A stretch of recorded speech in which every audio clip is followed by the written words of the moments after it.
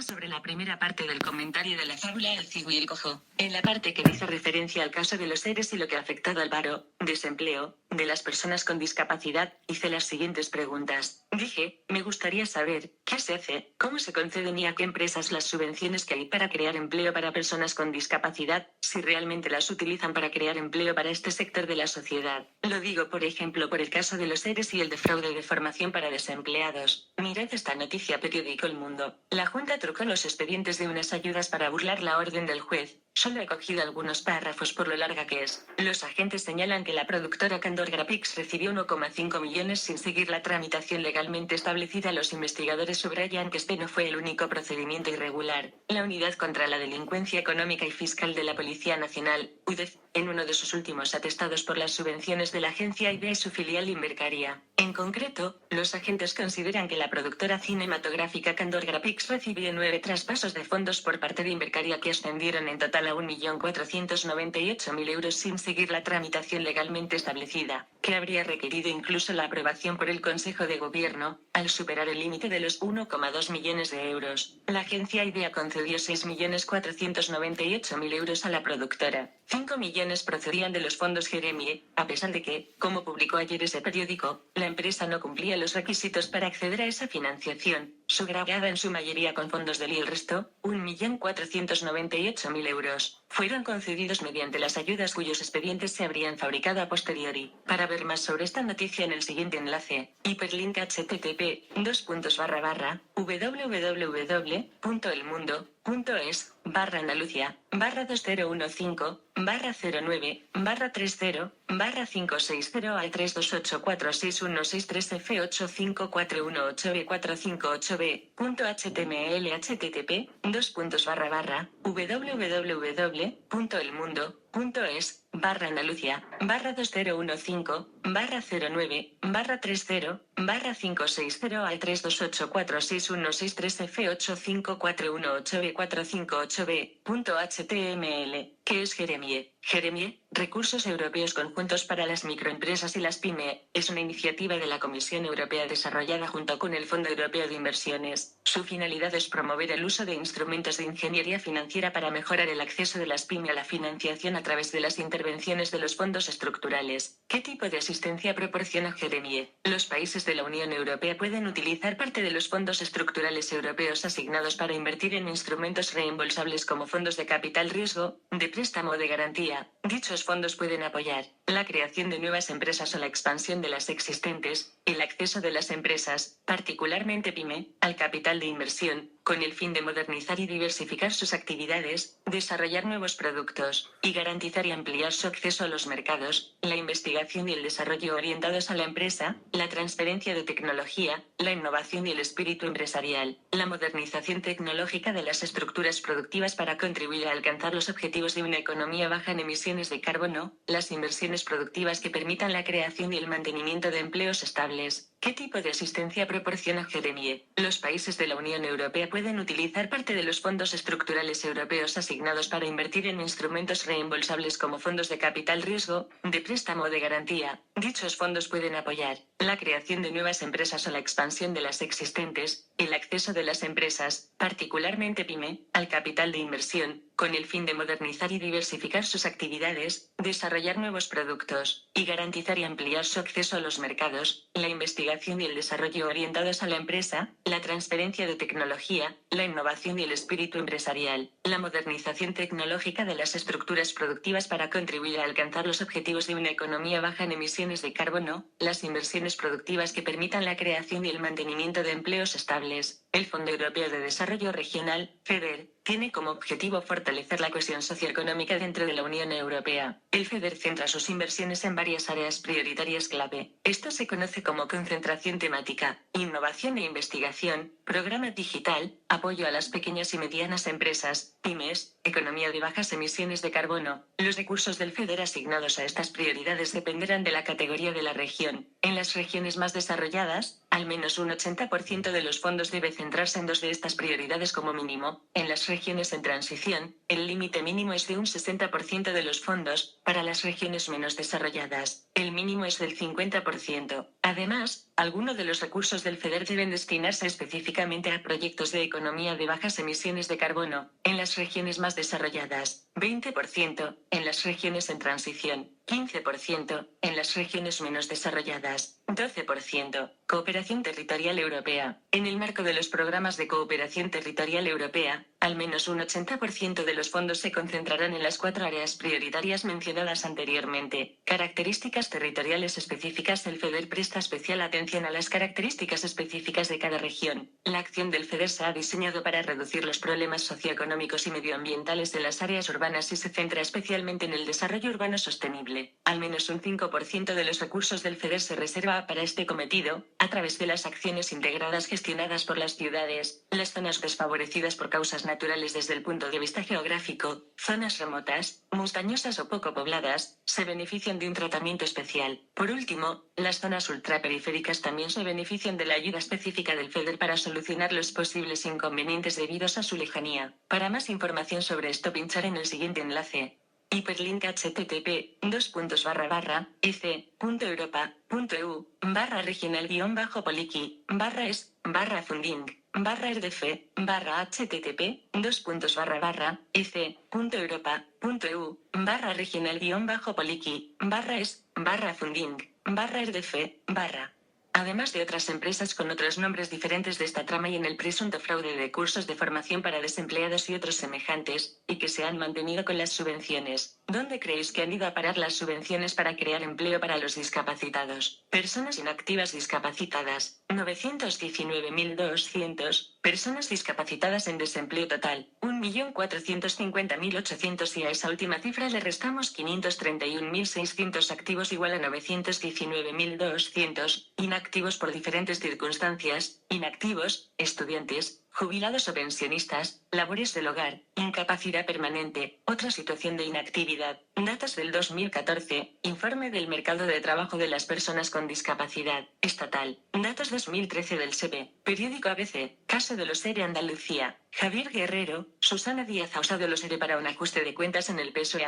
Por Marisa Callero, Madrid, 1 de octubre de 2015. La presidenta de la Junta y Griñán sabían cómo funcionaba el fondo de reptiles. He usado solo algunos párrafos por lo larga que es la entrevista. Socarrón, seguro de sí mismo, razona cada una de las preguntas en tono alto, como si no estuviéramos en un despacho, fumando un cigarro tras otro, sin arrepentirse, ni abrumarle las cifras del caso. Su fianza por más de 686 millones de euros, 855 millones pagados en conceptos de ayudas, 6.473 trabajadores prejubilados, 144 millones defraudados, 77 expedientes a empresas, 70 intrusos, 50 millones desviados en comisiones, y parece que todos han seguido el proceso por la prensa. Griñán reconoció que cesó al exconsejero de Empleo como responsable político de los ERE. ¿Actuó como Pilatos? Griñán actuó como Pilatos, porque al ser consejero de Economía, no tengo ninguna duda de que sabía cómo funcionaba la partida 31L. La confección y concesión de los presupuestos son de Hacienda, los llevan al Parlamento y reparten el dinero. Si Susana Díaz fue la mano derecha de Griñán, ¿conocía el sistema de ayudas? No es que lo crea porque fuera su mano derecha, sino por los cargos orgánicos que ha tenido, sobre todo, estando con José Antonio Viera de secretaria de organización del PSOE. A pesar del seísmo que provocó la decisión del Tribunal Supremo, las dimisiones de Chávez y Griñán han sido como un cortafuegos para Susana Díaz. ¿La actual presidenta de la Junta estaba al margen de todo? Lo dudo con la responsabilidad que tenía. La partida 31 le estaba dedicada a las políticas sociales y las tenía que conocer. Ella prescinde de todos los consejeros relacionados con la tramitación de los ERE. Creo que este caso ha servido como un ajuste de cuentas del propio PSOE, para limpiar y crear equipos. Por Dios, ¿cómo no lo va a saber? Comillas. Según la investigación de la jueza Alaya, 855 millones de euros salieron de la Consejería de Hacienda para el Fondo de Reptiles de la Consejería de Empleo, permitiendo el reparto arbitrario entre personas próximas a la Junta y al PSOE durante 12 años. Para leer más sobre esta entrevista, hiperlink http://www.abc.es Espana, /20151001, /Alci-Javier-Guerrero-2015093023020001, .html http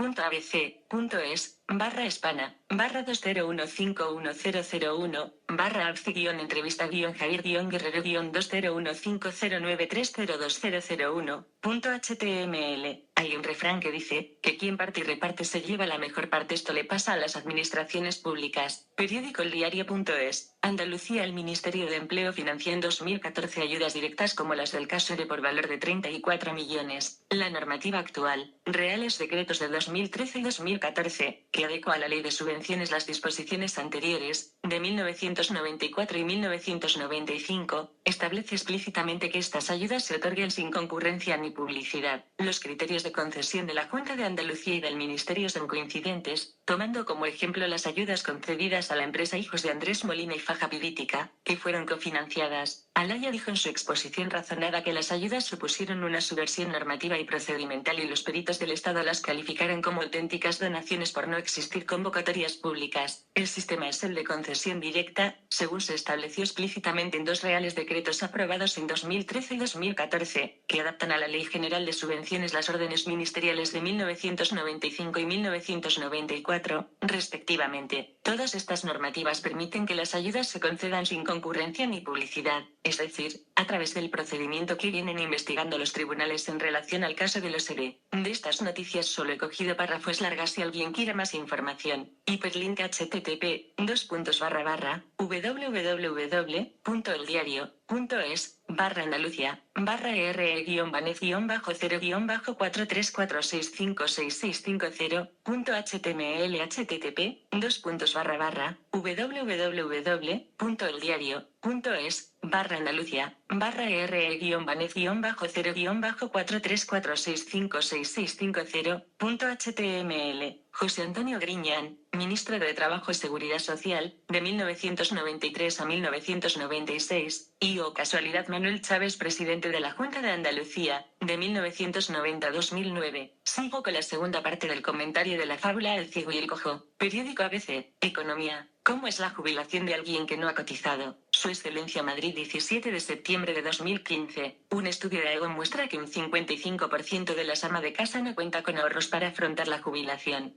Por Valerio Merino.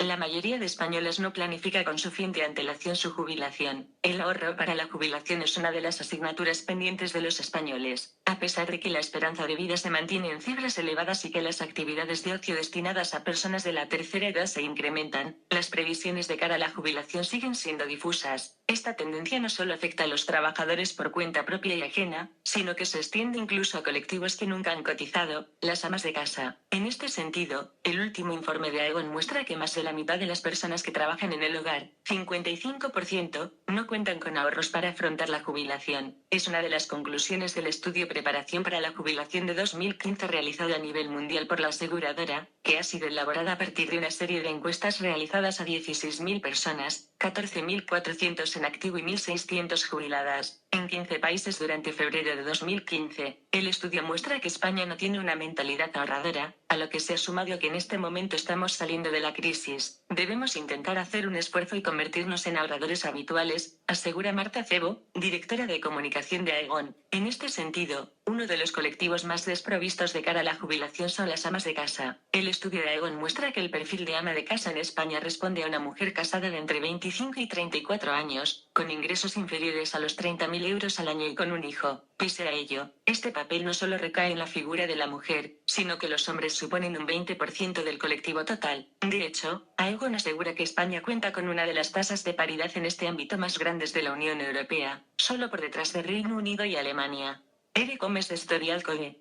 Habitualmente cuando hablamos de jubilación solo tenemos presentes a los empleados por cuenta ajena o por cuenta propia, pero no debemos olvidar que los amas y amos de casa necesitan realizar un mayor esfuerzo a la hora de planificar su jubilación, por lo que debemos ofrecerles también la información y las herramientas fundamentales para que puedan afrontar esta etapa con la mayor seguridad posible, señala respecto a este asunto Jaime Kirkpatrick. CEORAEO en España, un 80% depende de su pareja. Además, el estudio de la aseguradora muestra una realidad aún más preocupante, y es que el 80% de las personas que no han cotizado, o lo han hecho a niveles bajos, considera fundamental el apoyo económico de su pareja cuando alcance la edad de jubilación. Es un dato preocupante, ya que muchos hombres y mujeres se pueden encontrar desprotegidos cuando alcancen cierta edad, afirma Acebo. Según Jaime Kirkpatrick, las personas encargadas de las tareas domésticas de sus respectivos hogares son un colectivo social vulnerable que debe tomar las riendas de sus finanzas personales. Dejar en manos de nuestra pareja la estabilidad financiera futura es un enorme riesgo, ya que pueden producirse imprevistos que frustren todos los planes de jubilación. Es por ello que conceptos como la inseguridad o la pobreza aparecen relacionados con la etapa de jubilación para este colectivo. Estas percepciones son vinculadas por un 24% y 19% de los encuestados, respectivamente. Pese a ello, el 41% mantiene una visión positiva y ven este retiro como una etapa propicia para viajar o llevar a cabo nuevos hobbies. Comenzad utilizando la petición de change.org. Pagar una cuota de autónomo justa. Ayúdate Pymes. El puerto de Santa María, España. Somos Ayúdate Pymes, la asesoría española que más autónomos gestiona en España. Trabajamos con ellos día tras día y hemos comprobado que uno de sus mayores problemas es la cuota de autónomo, ya que el pago de la misma supone un gran coste para ellos y una dificultad para cualquier nuevo autónomo que quiere darse de alta. Por este motivo nos sentimos con la obligación de hacer algo por cambiar esta situación, ya que no queremos ser simplemente su asesoría, sino un apoyo que consiga ayudarles a mejorar su vida. Todos nos dicen que la cuota de autónomo es el gran impedimento para emprender en España. En un país lleno de emprendedores, como no tiene sentido seguir con un sistema con el que nadie está contento y que está tan poco adaptado a la situación actual. ¿Qué sentido tiene que un autónomo que genere 10.000 euros pague la misma cuota de autónomo que uno que gana 500 euros? Creemos que los impuestos deben ser progresivos en función de los ingresos. Entonces, ¿por qué la cuota de autónomo no tiene ningún tipo de evolución progresiva? En otros países la legislación es muy distinta y mucho más adaptada a la situación actual. En Italia se paga un 20% de los beneficios, en Francia depende de los ingresos, y el primer año no se paga. En Reino Unido también se paga una cuota fija reducida y un plus según ingresos, y en Alemania solo se paga una cuota de 140 euros si se superan los 1.700 euros de ingresos. Nuestra propuesta es que, dependiendo del tramo de ingresos, el pago de la cuota se lleve a cabo según la facturación. Por debajo del salario mínimo, debería ser gratuita, mientras que para los ingresos superiores la cuota se cifre según porcentajes de facturación adaptados al nivel de ingresos. Si el gobierno quiere que España se convierta en un país de autoempleo y emprendimiento, hay que favorecerlo. Y para conseguirlo, no vemos otra manera mejor que facilitar la entrada al mercado con las cuotas de autónomos progresivas. Esta medida haría disminuir el paro y mejoraría la situación de más 3 millones de autónomos. ¿Qué más se puede pedir? No somos los únicos que pedimos este cambio. La Confederación Española de Jóvenes Empresarios, que representa a todos los emprendedores y jóvenes empresarios españoles, se ha unido a nuestra petición junto a sus 18.500 asociados y más de 21.000 empresas. Su apoyo es la muestra de que cambiar la cuota de autónomo es algo vital para seguir mejorando el ecosistema emprendedor español. Firma esta petición, ayúdanos a superar las 100.000 firmas y a conseguir que España evolucione y se convierta en un país perfecto para emprender. Muchísimas gracias a todos. Carta a Gobierno de España. La cuota de autónomo debe ser cambiada y sustituida por una cuota justa y progresiva acorde a los ingresos. Utilizaré el siguiente párrafo. Nuestra propuesta es que, dependiendo del tramo de ingresos, el pago de la cuota se lleve a cabo según la facturación. Por debajo del salario mínimo, debería ser gratuita, mientras que para los ingresos superiores la cuota se cifre según porcentajes de facturación adaptados al nivel de ingresos. Si el gobierno quiere que España se convierta en un país de autoempleo y emprendimiento, hay que favorecerlo. Y para conseguirlo, no vemos otra manera mejor que facilitar la entrada al mercado con las cuotas de autónomos progresivas, teniendo en cuenta que el sueldo mínimo interprofesional de este año es salario mínimo mensual, 648 euros con 60 céntimos, salario mínimo anual, 9.080 euros con 40 céntimos, 14 pagas. Con el sueldo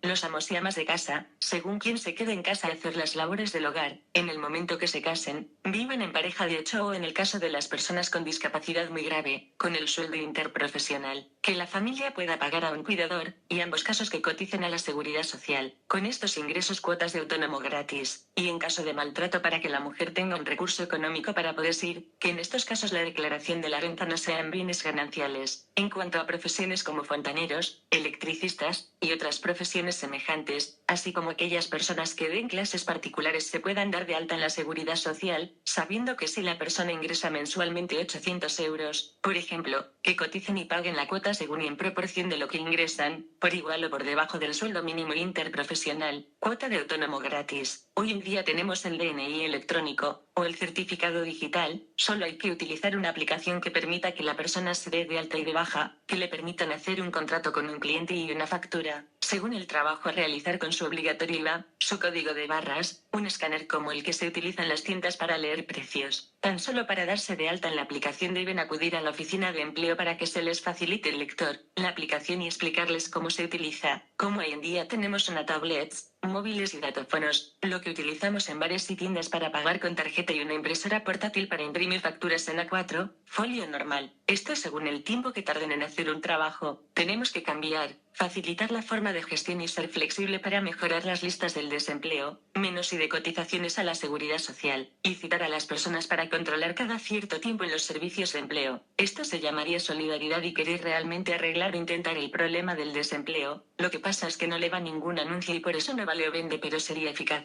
Los sindicatos no tienen bastante con lo anterior. Mirar las siguientes noticias. Periódico Expansión. Economía Economist. Los sindicatos españoles frenan la creación de empleos. 12 de febrero de 2015 por Servimedia. Actualizado. 6 de septiembre de 2015. Periódico El Confidencial. Renfe. La mitad de la plantilla se jubilará en 10 años. ¿Para qué va a hacer un ERE? 25 de septiembre de 2015. Por Cristina Martín. Los sindicatos piden reposición de personal para atajar el envejecimiento de la plantilla y denuncian la externalización de servicios. También están en contra de la privatización de la división de mercancías de Renfe. Las movilizaciones seguirán en octubre, concretamente, los días 2,9, 16 y 23. Para leer más sobre este artículo, hiperlink http://www.hispanidad.com/renfe-la-mitad-de-guión-la-mitad-de-guión-html. Yo pienso que más que por el envejecimiento de la trabajadores, es porque se hace un ERE, despido de cada trabajador, se elevan una parte por la gestión, algo parecido a una comisión, mientras que si se jubilan no se llevan nada y no pueden hacer negocio con los trabajadores. Cara llorando a mares. Cara llorando a mares. Cara de terror. Buscan crear más paro y más pobreza, así no salir de la crisis para tenernos sometidos y decimos que en la época de Franco estábamos sometidos, para hacer que vayamos como si fuésemos corderitos a pedirles ayuda, cuando el problema lo están creando ellos mismos. Me apuesto lo que ustedes quieran que la mayoría de EREs que se han hecho durante la crisis han sido provocados por los sindicatos para llevarse una comisión. Cara llorando a mares. Cara llorando a mares. Cara llorando a mares. Presuntamente, cara de gato llorando. Cara de desolación con los ojos bien cerrados. Cara de mareo y malestar. Cara de gato infeliz de perfil.